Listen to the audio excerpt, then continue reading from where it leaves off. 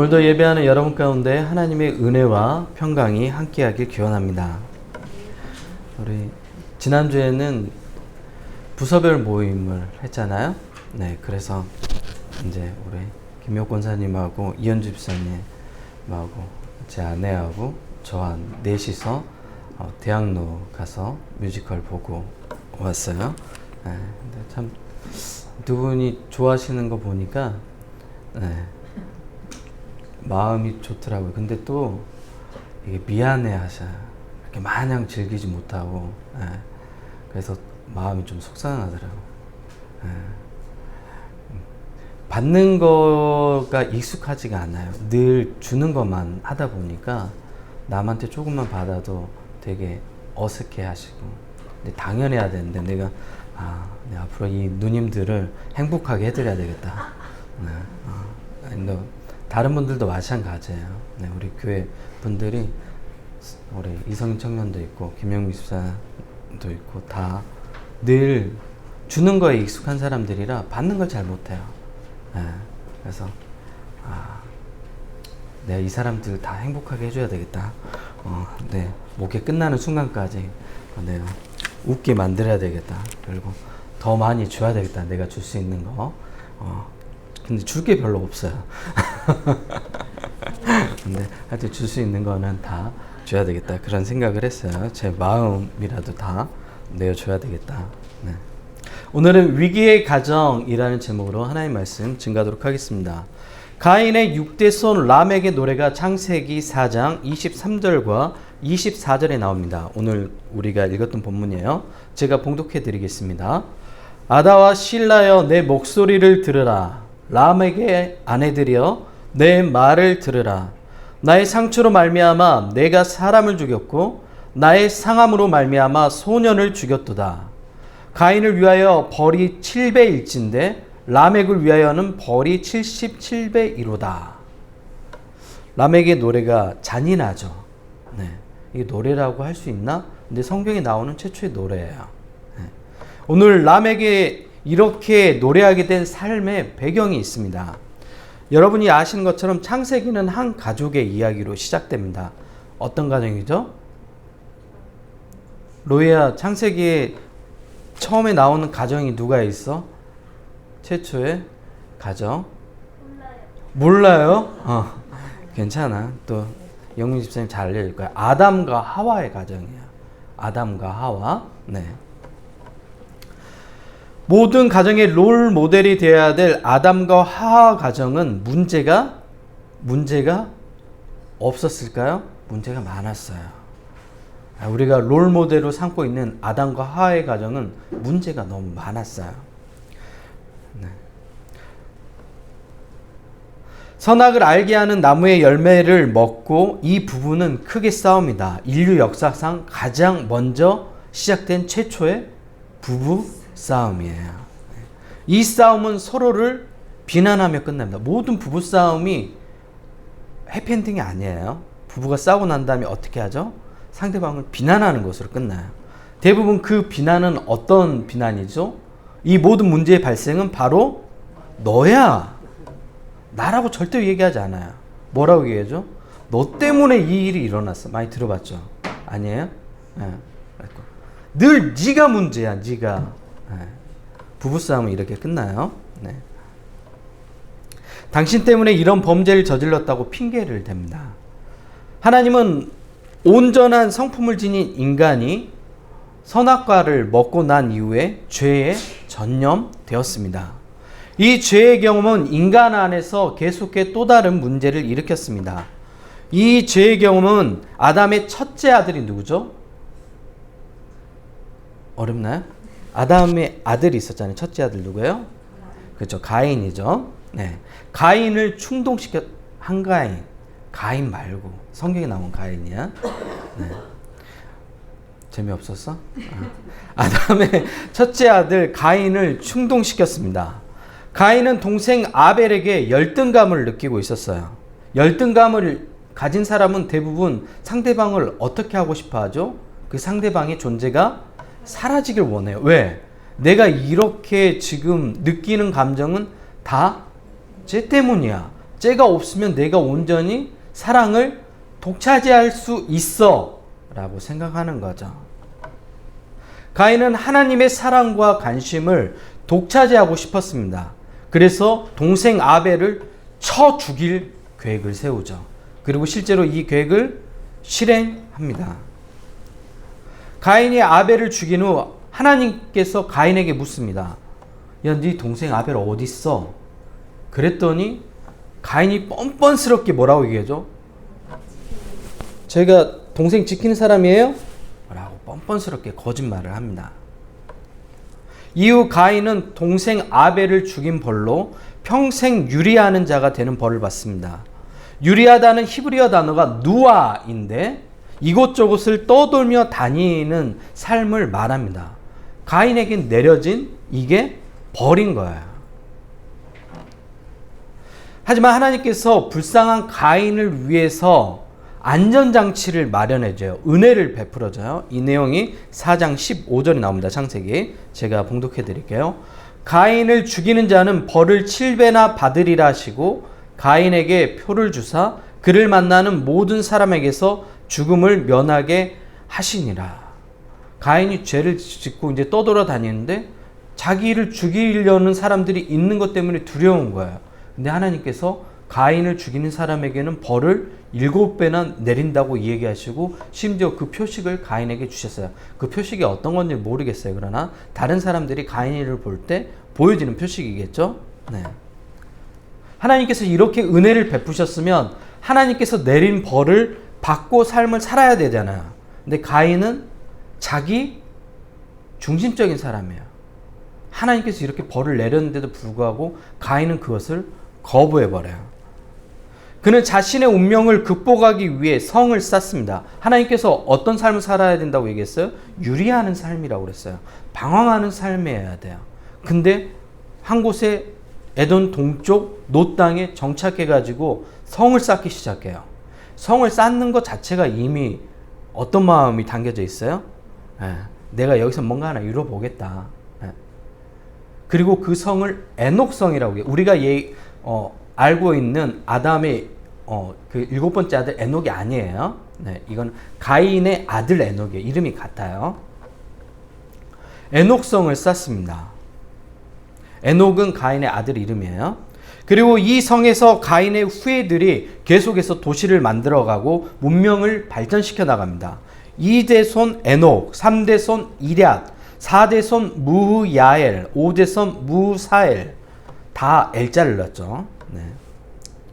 그리고 6대손 라멕까지 매우 타락한 도시로 점점 성장해 가죠. 우리로 얘기하면 대한민국 어디예요? 강남 같은 도시가 되는 거예요. 타락의 1번지 강남. 네. 아니에요? 네. 그래서 강남 가봤어요? 네. 강남 타락한 도시죠. 네. 욕망이 집약된 도시예요. 네. 사람다움이 상실된 그런 도시입니다. 라멕은 첫째 아들 야발을 낳았는데 야발은 가축 치는 자이고 둘째 아들은 유발이에요. 유발 어떤 사람일까요? 유씨잖아요. 음악하는 사람. 네. 수금과 퉁소를 연주하는 자. 유나월. 나월 알아요? 이름도 유나월이잖아요. 네. 셋째는 두발가인이 있는데 무기를 생산하는 사람이었어요. 그리고 라멕의 딸이 나아마였는데 이름이 재미있다라는 뜻이에요. 그러면 그 나아마라는 삶 자체가 어떻게 살았다는 거예요? 삶을 즐기며 살았다는 거예요. 우리로 얘기하면 타락한 삶을 살았다는 거예요. 처음 소개해드린 대로 라멕의 노래는 이러한 역사적 발전 과정을 거쳐서 형성된 타락한 인간의 절정의 모습이 바로 라멕이에요. 그래서 우리는 가인이 가장 나쁜 인간으로 생각되잖아요. 창세기에서. 그런데 사실은 가인보다 훨씬 타락한 인간의 아주 절정의 모습이 바로 라멕이에요. 라멕. 네, 그러면 이 라멕 같은 인간 그러면 엄청난 욕인 거예요. 신약으로 오면 가룟 유다 같은 인간이라고 생각하면 돼요. 신약에서 야 너 가룟 유다 같은 인간아 이렇게 얘기하면 엄청난 욕이잖아요. 근데 구약에는 라멕이에요. 라멕. 네. 라멕이 어떤 삶을 살았냐면 배우자는 하나님께서 어떤 역할을 하는 걸로 배우자를 붙여주셨어요? 돕는 배필이에요. 그러니까 남편이든 아내이든 우리 청년들도 마찬가지로 결혼할 때 배우자는 어떤 역할이에요? 자기를 돕는 역할을 하는 거예요. 그런데 라멕은 배우자를 통해 자신의 욕망을 성적인 욕망을 채우는 수단으로 사용합니다.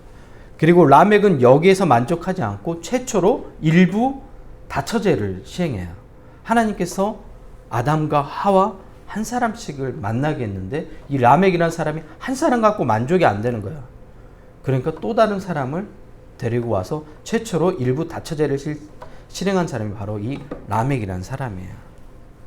라멕에게 두 아내가 있었는데 첫 번째 부인이 아다이고 둘째 부인이 실라입니다. 처음 소개해드린 대로 라멕의 노래에 이 여인들이 등장하죠. 아다와 실라여 내 목소리를 들으라. 자기의 아내에게 이렇게 노래하고 있는 거예요. 라멕의 아내들이여, 자기가 라멕인데 라멕의 아내들이여 이렇게 얘기하는 거예요. 내 말을 들으라. 나의 상처로 말미암아 내가 사람을 죽였고 나의 상함으로 말미암아 소년을 죽였도다. 그 다음이 가장 웃기는 대목이 나와요. 가인을 위하여 벌이 7배일진데 이 이야기는 누가 한 거예요? 하나님이 하신 건데 이 라멕이라는 사람이 성서를 자기 마음대로 자의적으로 해석을 해요. 그래서 뭐라고 했냐면 라멕을 위하여는 벌이 77배이로다. 자기에게 누군가 해를 가하면 너 나한테 해 가하면 하나님께 벌이 77배나 받을 거야 라고 자기 마음대로 성서를 악용하는 거야. 라멕은 심지어 어떤 짓을 저질렀다고요? 자기가 상처받은 것 때문에 누굴 죽였어요? 젊은 청년을 죽였어요. 다툼 가운데 자기가 상처를 입었나 봐요. 그러니까 화나니까 누굴 죽여버려요? 그 청년을 죽여버려요. 뭘로? 무기로. 그 무기는 누가 만들어줬어요? 자기 아들 두발 가인이 만들어준 무기인 거야. 그 무기로 상대방을 죽이는 거야. 자기 상처를 건드렸다고. 가인의 후에 라멕의 가정에는 사랑이 없었습니다. 심지어 악을 저지르는데도 가족들이 연합해서 함께 우리 협력해서 악을 저질러 보자 하고 아들은 무기를 만들고 아버지는 그 무기로 사람을 죽이고 아주 웃기는 가정이 되어버렸죠. 하나님께서 가정을 만드실 때는 그 가정 안에서 어떤 일이 이루어지길 원하셨죠? 사랑의 공동체가 되길 원했어요. 근데 그 가정이 어떤 공동체로 바뀌었어요? 폭력적이고 자기 욕망을 채우고 자기 중심적인 그런 가정으로 바뀌어버린 거야. 가인이 누구의 아들이에요? 누구의 아들이에요? 아담의 아들이잖아요. 그럼 라멕은 누구의 후손인 거예요? 아담의 후손인 거예요. 이 라멕이 이렇게까지 타락해버렸어요. 아담의 후손이지만 사람다움을 상실한 가정이 바로 라멕의 가정이었습니다. 말 그대로 가정의 역할을 전혀 못하는 역기능의 가정이었습니다. 오늘날 가장 많은 문제가 일어나는 곳이 어디죠? 가정입니다. 그래서 결혼만 하면 사람들이 행복할 거라고 생각하는 사람들이 있죠. 그런데 그런 행복이 저절로 찾아오나요? 절대로 찾아오지 않습니다. 그거는 막연한 환상인 거야. 절대로 그 상대방을 내가 선택했다고 그런 행복한 영화에서 보는 막 아름답게 웃고 거실에서 커피 마시면서 그러면 남편이 뒤에 와서 안아주고 이런 거는 저절로 이루어지지 않아요. 현실 속에서 경험하는 가정은 어떻습니까, 여러분? 여러분이 가정 속에서 경험하는 거 어때요? 긴장의 연속이죠. 결혼한 남자가 가장 먼저 직면하는 현실이 어떤 거죠? 이해되지 않는 상대방과 한 장소에서 계속 있어야 한다는 사실 때문에 미쳐버려요. 연애할 때는 어떠죠? 싸우면 어떻게 하면 돼요? 각자 자기의 집으로 돌아가면 돼요. 근데 이제 결혼하고 나서는 어때요? 싸우면 그 인간을 계속 봐야 되는 거야. 한 장소에서 갈 데가 없는 거야. 미쳐버리는 거야. 오늘날 많은 결혼한 부부들이 이런 감정을 느껴요. 그리고 어떤 생각을 하냐면 내가 꿈꾸던 결혼 생활은 이게 아닌데. 그 다음에 해결책으로 찾는 게 뭐죠? 다른 사람을 다시 만나면 해결될 거라고 생각돼. 해결되나요? 또 다른 놈이 옵니다. 그 다음에 그 또 다른 여자가 오고, 그리고 사람만 오나요? 아니죠. 뭘 가지고 오죠? 또 다른 문제를 가지고 오죠. 네. 그냥 문제만 바뀌는 거예요. 사람만 바뀌고.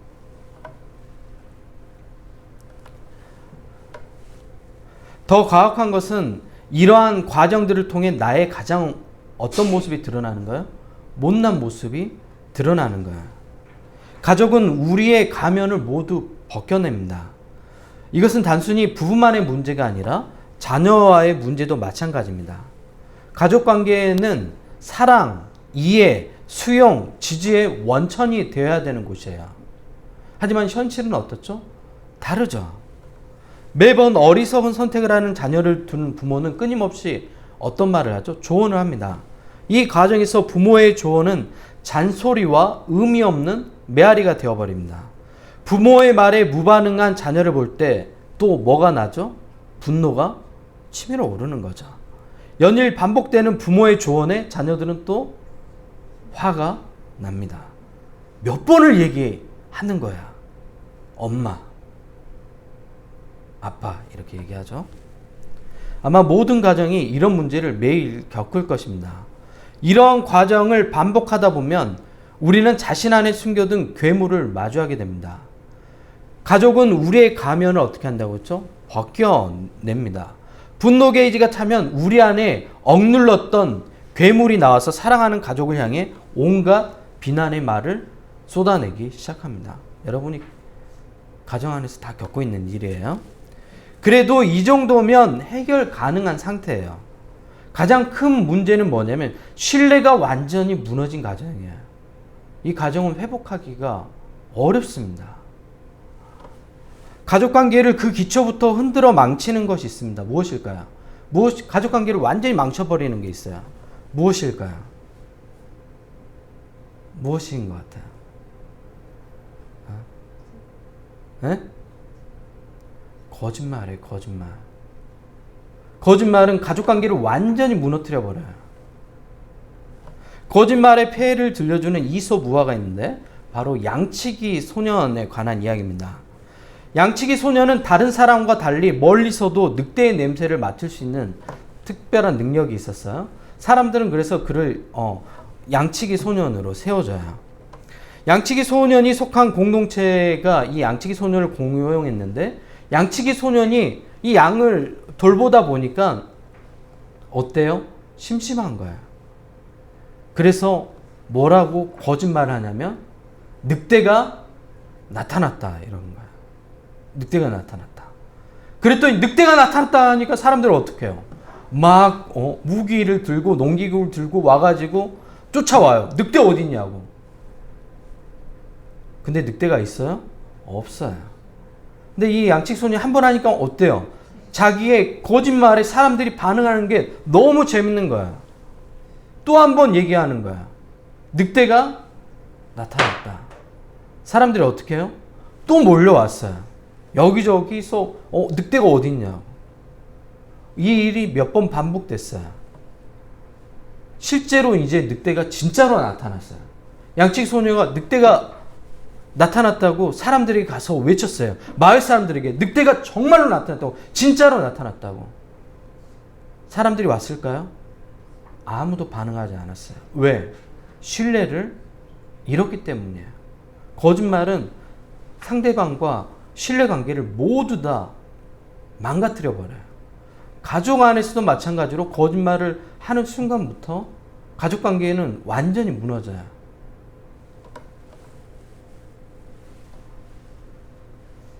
신뢰는 상호 관계를 통해서 쌓이는 것이에요. 가족관계도 마찬가지죠. 거짓말은 이러한 신뢰를 완전히 무너뜨립니다.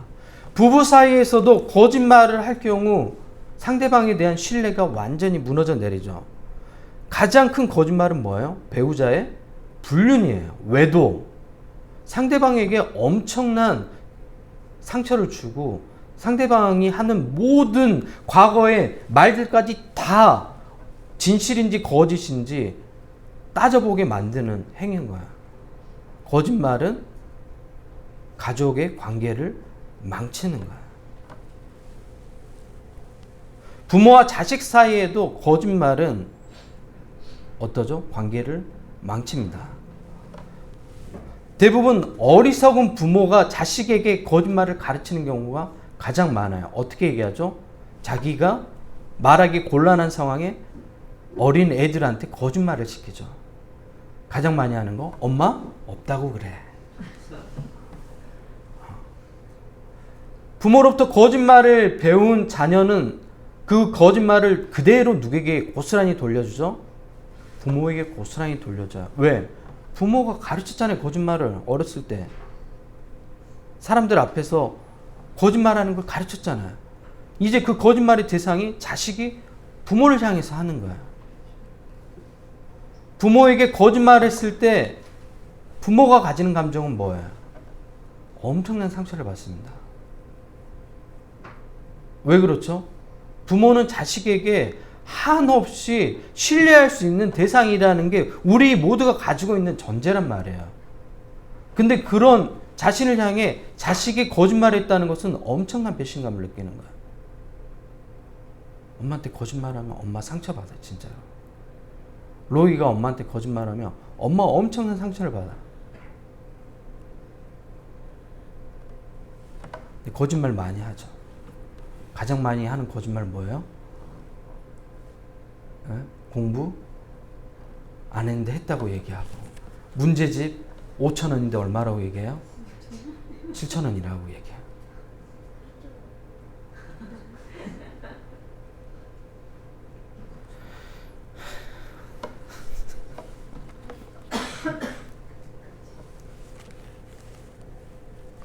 거짓말은 가족 관계를 망치고 진실은 신뢰 관계를 만듭니다. 그렇다면 역기능, 망가진 가정, 깨어진 가정, 이 가정들을 어떻게 회복할 수 있을까요? 어떻게 회복할 수 있죠? 오늘 본문에 등장하는 람에게 가정은 두 여인이 한 남자의 사랑을 얻어야 하는 비극적인 사랑이에요. 그 상황에서 누군가는 상처받을 수밖에 없는 그런 구조적인 문제가 있습니다.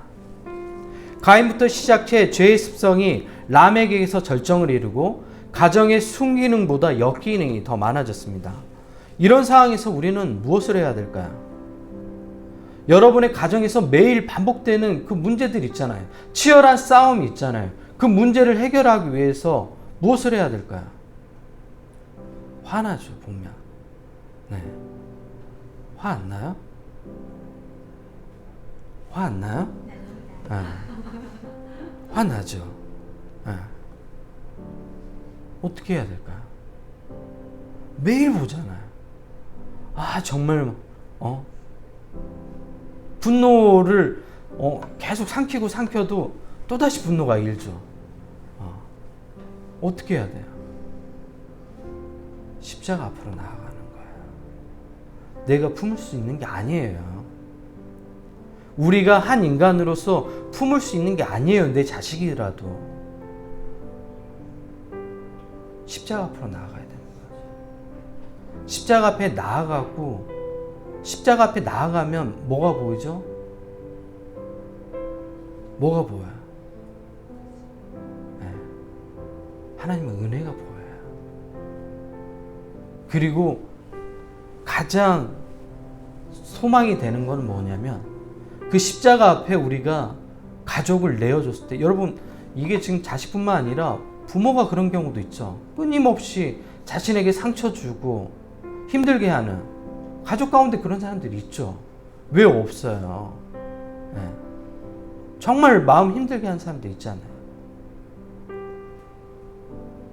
그런 사람들을 어떻게 품어요? 그 사람으로서 할 수는 없는 거예요. 불가능한 일이에요. 어떻게 해야 된다고요? 십자가 앞에 나아가야 돼. 그리고 예수 그리스도 그 십자가 앞에 나아가서 거기 안에 은혜 가운데 있으면 뭐가 보이기 시작하냐면 희망이 보이기 시작해요. 어떤 희망이죠? 하나님께서 이야기를 만들어가는 희망인 거야. 우리가 그 이야기를 마무리 짓고 싶어 해요. 왜? 가족이니까. 근데 우리가 마무리 짓지 못합니다. 여러분 해보십시오. 하면 할수록 더 망가져요. 이상하게 계속 보이죠? 그때는 내버려둬 버려요. 그리고 십자가 앞으로 나아가야 돼. 하나님 로이 어떡합니까 하나님? 예. 그리고 하나님이 로이의 삶의 이야기를 쓰게끔 놔두셔야 돼요. 시간과 환경을 통해서 하나님이 설득하게 하셔야 돼요. 그리고 나는 그 십자가 앞에서 끊임없이 뭐 해야 돼요? 기도하는 거예요. 하나님 내심으로 내 자식이지만 사랑하기 너무 힘들다고. 하나님 내 남편 내가 선택했지만 지금 다시 선택하라면 나 선택 안 하겠지만 어떡합니까 하나님? 이미 선택했는데.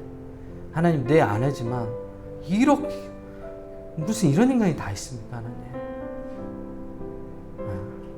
하나님 내 부모지만 하나님 어떻게 부모가 이렇게 자식에게 합니까?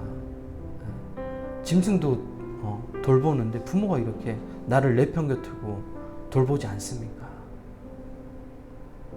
그 십자가 앞에 하나님 은혜 가운데 나아가면 하나님께서 그 십자가의 은혜로 그 가족 공동체를 묶어줘요. 그렇게 회복되어 가야 돼요.